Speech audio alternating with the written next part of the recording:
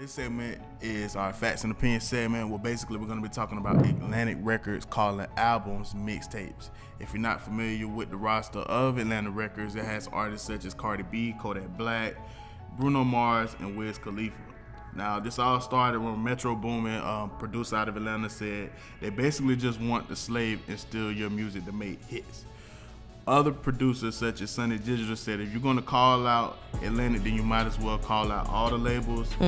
Justice League said, Ben said this, but all the labels do it to black music. What angers me is black execs let it happen. Now, the thing that I want to point out with albums and mixtapes, this is something that's been going on for a long time. I know Rick Ross, I want to say it's close to 10 years, he brought out a mixtape called Rich Forever. Right. He went back and forth with the label, saying that he wanted this to be an album. The label said no, we didn't feel like it was album quality. Probably one of the best mixtapes. So what constitutes what makes an album and a mixtape a mixtape? Is there any mixtapes does anybody know? Mixtapes are free.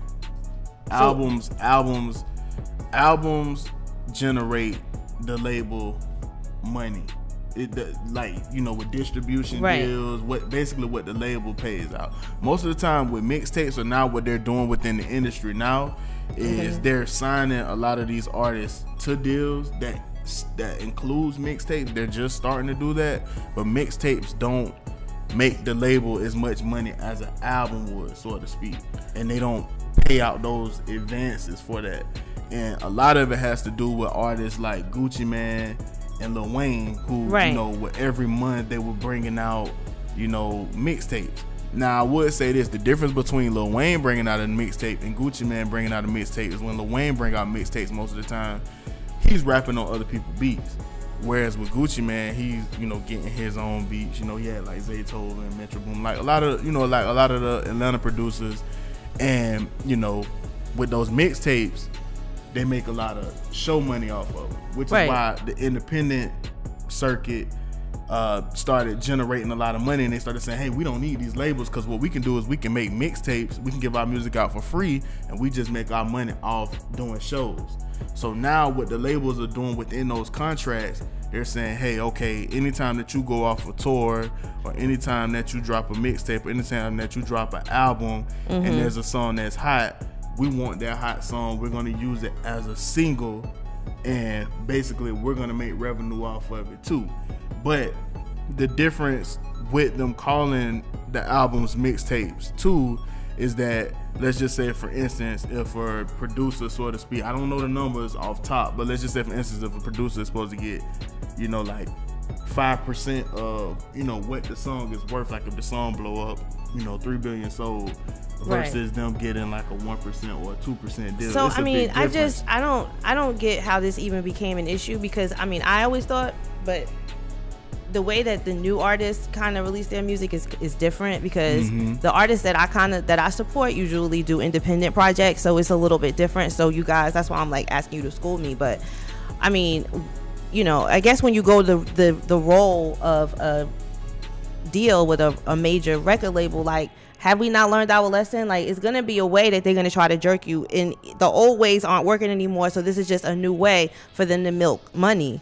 So they always say, the younger people, that you guys didn't show us, but it's like some things we did. Like, if you just use what happened to some of the older artists, and how they got jerked, and how the record companies switched up stuff on them, it's like, just pay attention and read stuff. And those mixtapes that Wayne and them were putting out, they were putting them out independently, were they not? Absolutely. I think that was just a way for them to get away from the record label. But the thing with the labels, you have to understand too, when the artists go in the studio, whether they're doing it on the label's expense or they're doing it on their own expense, the labels wants to know now. Sometimes what ends up happening is, where it's like, okay, like with Atlanta, if Migos go to the studio right now and they drop a single, the first place they're gonna take it is somewhere like Magic City or Follies, and they're gonna see how the crowd react to it. If the crowd react to it, the radios get a hold of it, they play it, it's a hot single, but they're on more so of an independent label. But if you have somebody like a Wiz Khalifa or somebody like that that's signed to an Atlantic, he can't go that route. he has to go through the label first. The label wants to know, you know, where are you sending this music, and they stop it, or they put a stamp of approval on it. And that's the, you know, that's really the biggest difference.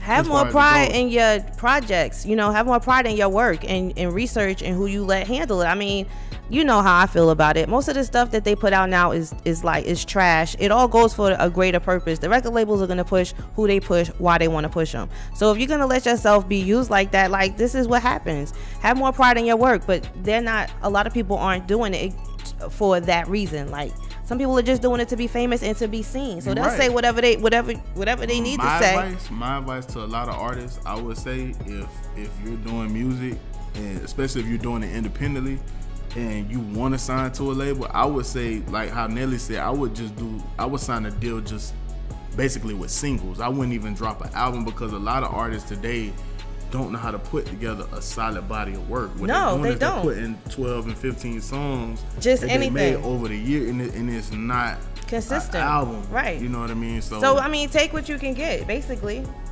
Yep, that's true. I mean, the producers are producing, and they keep selling the same beats over and over and over again to different people. But that's been going on since the beginning of the time. And right. Zaytoven, you know, one of those people, like he said he leased a lot of his beats. So sometimes you may hear 3 or 4 artists on the same beat. Or 5 or 6. Exactly. if you don't own it, if you're not actually buying the beat from them. So I mean, that's something that's going on a lot in the industry today. So like you say, it's just more so about educating yourself, and even with the producers, you know, just understanding what type of business you're getting in, and understanding, you know, your paperwork. Right. The producers is crazy, because like you say, like, you feel, a lot of people feel like the music is trash. Yeah, I do. The beats and the producers is really the reason that the songs is. Absolutely. Yeah, but they make money over and over, hand over fist, over the same beats. I mean, if you think about it, like, those people have a sound. But I think, like, for the movie song, XO Tour Life, it sold, it went crazy on the stream. I think that producer said he still hasn't got paid for it. So I think that's what they like is, like, they're not getting paid for the work that they're doing. They're responsible for it. They are. They absolutely are. Yeah. Well, you gotta, I don't know. I mean, how about streaming? Isn't that? They count it now, yeah. Now, like, streaming and mixtapes, they get counted for Grammys. That's why the labels trying to get in there. That's why To count that. Mixtape now, because it's counted towards Grammys. Units not being sold no more. It's all streams now. Oh well.